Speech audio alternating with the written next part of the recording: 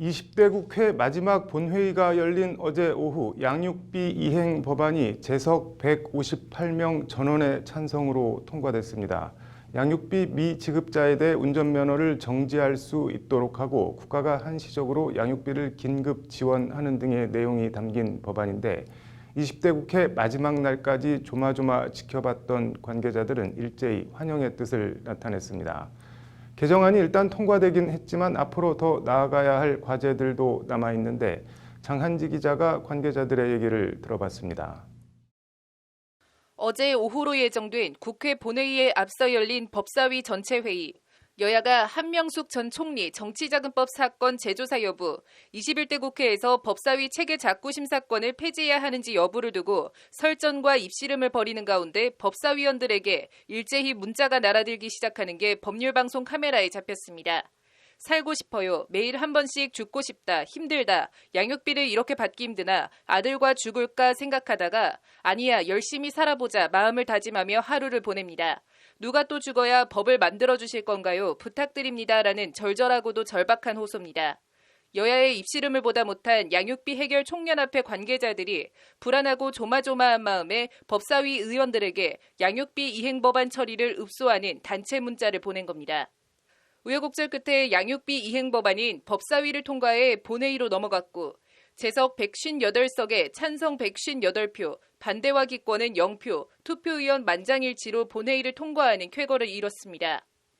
양육비 이행 법안을 발의한 국회 여가위 여당 간사 더불어민주당 정춘숙 의원은 법률방송과의 통화에서 소리내 웃으며 후련함을 그대로 나타냈습니다. 네, 혹시 네, 네. 어떠신지 듣고 너무, 너무, 싶어가지고요. 너무 다행이죠. 너무 좋죠. 이거 이 동안 2년 넘게 계류했잖아요. 맞아요. 예, 애썼습니다. 진짜. 고생했어요. 법안의 정식 명칭은 양육비 이행 확보 및 지원에 관한 개정 법률안입니다.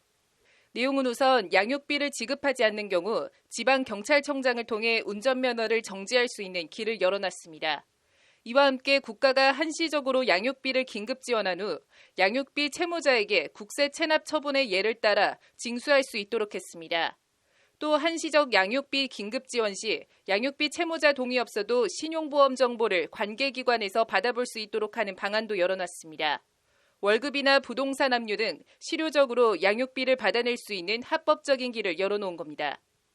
그 다음에 이제 운전면허 정지라고 하는 또 강제 조항이 들어오고 또 본인의 동의 없이 또 금융자산 조회할 수 있고 이래서 저는 뭐 실효성을 담보했다고 보고 강제성도 일정하게 있기 때문에 그래도 굉장히 성과가 있었다 생각을 하고 그동안 법안 통과를 촉구해오며 노심초사해오던 양육비 해결 총연합회는 법안 통과 직후 양육비 피해 100만 아동에게 희망의 문을 열어줬다는 보도자료를 내고 일제히 환영의 뜻을 밝혔습니다.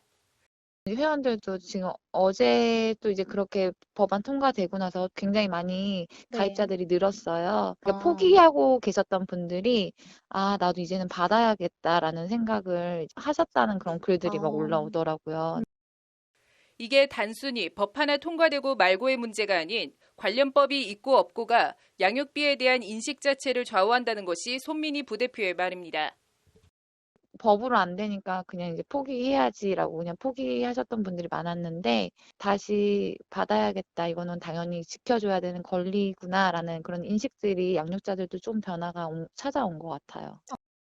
양육비를 안 주는 나쁜 아빠들 신상을 공개하는 배드파더스 사이트 운영자 명예훼손 사건을 맡아 1심 승소를 이끌어낸 양소영 변호사도 뿌듯하다는 소감을 밝혔습니다.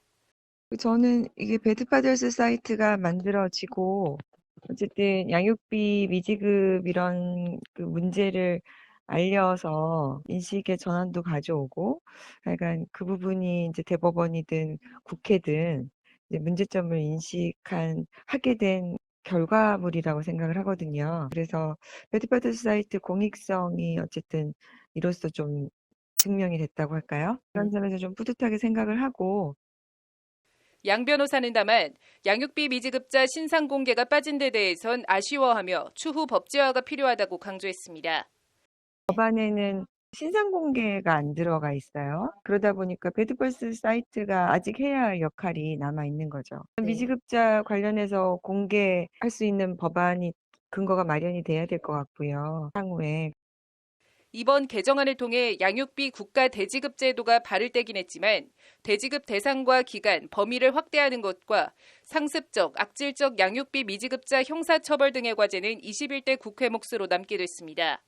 경기도 용인병에서 당선돼 21대 국회로 생환한 정춘숙 의원은 21대 국회가 열리면 관련 법안을 추진할 것이라는 입장을 밝혔습니다. 형사처벌 저는 해야 된다고 봅니다. 외국에서도 하고 있고요. 사실은 이거는 아동으로 보면 아동 인권의 문제, 또 아동 학대까지도 볼 수 있어서 그거는 형사처벌을 할 수 있다고 봅니다. 20대 국회 마지막 날 양육비 지급 이행 강제를 위한 의미 있는 첫걸음을 뗐습니다. 동시에 양육비 미지급자 신상 공개와 형사처벌 등의 과제는 21대 국회 몫으로 남게 됐습니다. 법률방송 장은지입니다.